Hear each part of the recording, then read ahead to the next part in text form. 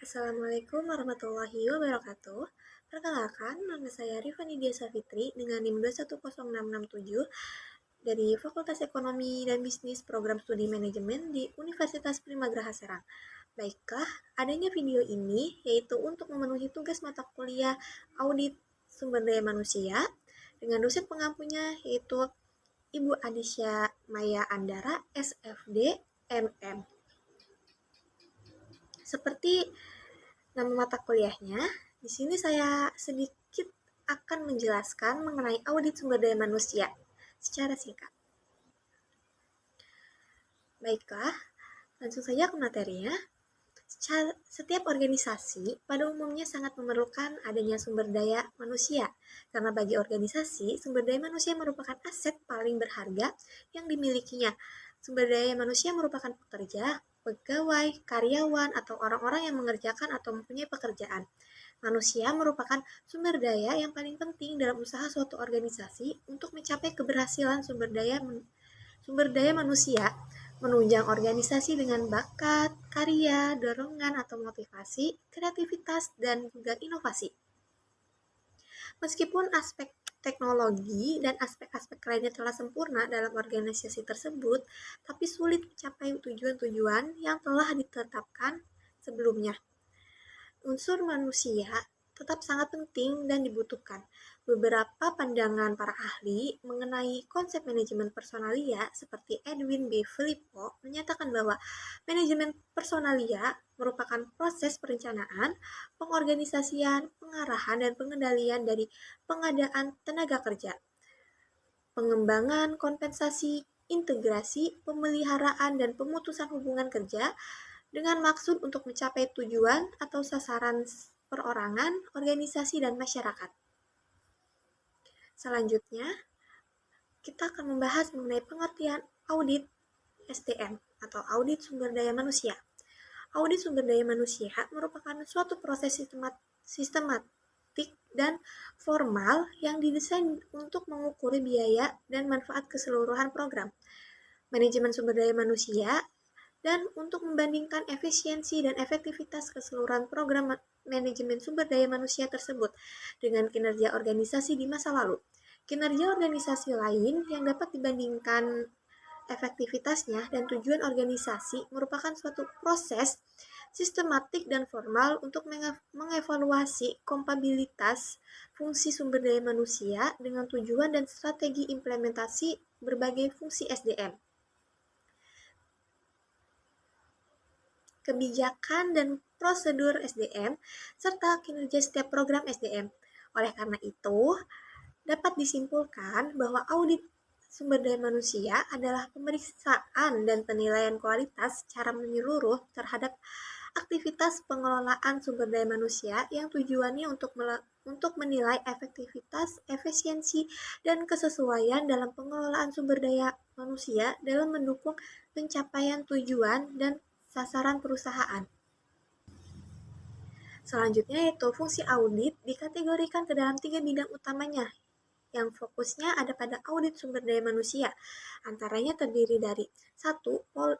Polisi audit atau manajemen audit atau penilaian dilaksanakan secara sistematis dan independen, berorientasi ke masa depan terhadap keputusan dan kebijakan yang dilakukan oleh manajemen yang bertujuan untuk meningkatkan kualitas sumber daya manusia melalui perbaikan pelaksanaan fungsi manajemen, pencapaian rencana yang sudah ditetapkan, serta pencapaian sosial objektif.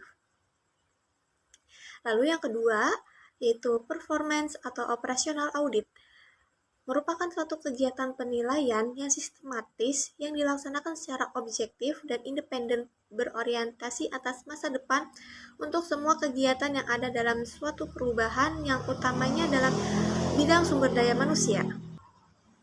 Lalu, selanjutnya yaitu financial audit yang mempunyai orientasi pengujian atau penilaian secara independen dan objektif atas tingkat kewajaran dan kecermatan serta data keuangan untuk memberikan perlindungan keamanan aset perusahaan dengan melakukan evaluasi kelayakan internal kontrol yang ditetapkan.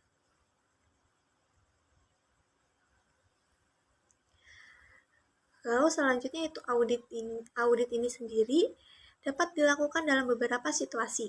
Antaranya terdapat 5, yaitu pertama, ketika dirasa perlu oleh manajemen puncak. Yang kedua, ketika suatu kekuatan eksternal yang memaksa untuk dilakukan suatu tinjauan. Yang ketiga, ketika seorang manajer baru yang merasa bertanggung jawab atas bidang sumber daya manusia. Lalu yang keempat, ketika suatu perusahaan yang signifikan dalam suatu dunia usaha yang memaksa untuk melakukan konsiderasi ulang manajemen SDM. Lalu yang terakhir yaitu ketika suatu keinginan spesialis SDM untuk meningkatkan praktik dan sistem sumber daya manusia perusahaan. Lalu terdapat lingkup audit SDM, terdapat 3 aspek utama yaitu Human Resource Development atau HRD, yang kedua yaitu Human Resource Management atau HRM, yang ketiga yaitu Human Resource Information System yaitu HRIS.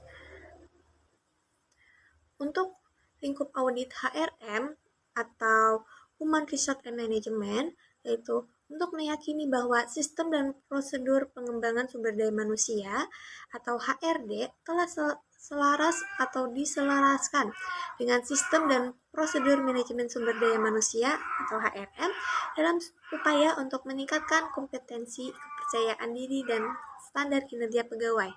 Lalu yang kedua yaitu lingkup audit HRD, untuk meyakini bahwa program training dan development, pengembangan organisasi, serta pengembangan karir telah terintegrasi untuk meningkatkan efektivitas kerja individual, kelompok, dan organisasi.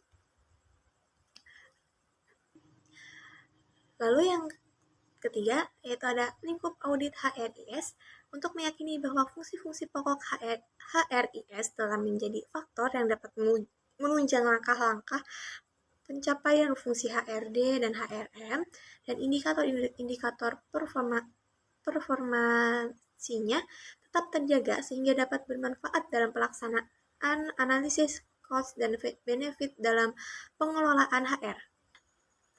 Baiklah, mungkin hanya itu saja yang bisa saya jelaskan mengenai audit sumber daya manusia ini. Kurang dan lebihnya saya mohon maaf karena saya masih dalam keadaan belajar. Wassalamualaikum warahmatullahi wabarakatuh.